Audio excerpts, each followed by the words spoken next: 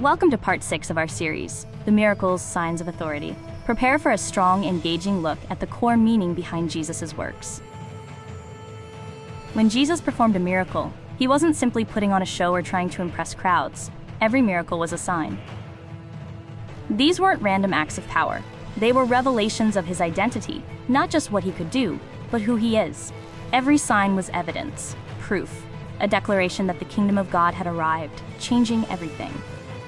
Let's start with Jesus' authority over nature, as seen in Mark 4. Imagine the scene: wind howling, waves crashing, disciples panicking, and Jesus simply says, "Peace. Be still." The storm obeys. This is not a prophet asking for help. This is the Creator exercising absolute authority. The creation recognizes the one who made it. Next, we examine Jesus' absolute authority over disease and brokenness. The Gospels repeatedly show Jesus healing the blind, cleansing the leprous, and making the paralyzed walk. These are not just random acts of kindness. They are previews, showing what the world looks like under his reign, where sickness does not win. Jesus also demonstrated startling authority over spiritual darkness and demonic forces. In multiple accounts, the demons recognize him immediately, proclaiming, "We know who you are, the Holy One of God." Spiritual darkness fears his identity. With just a word, he casts them out.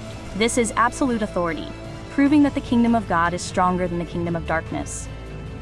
The ultimate sign of authority is over death itself, powerfully shown with Lazarus in John chapter 11. 4 days in the tomb. The smell of death, grieving sisters. Yet Jesus stands at the grave and commands, "Lazarus, come out." This is confrontation.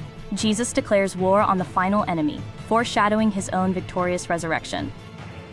In feeding the 5,000, Jesus reveals himself as the true bread from heaven, the greater provider who satisfies a deeper hunger. The core truth of the miracles is that Jesus has absolute authority over every domain. Miracles validate his claims. They prove that when he forgives sins or claims to be the resurrection, his words hold true. They invite faith. If he commands the storms and conquers death, then surrendering your life to his governing authority is not risky. It is the wisest choice you can make.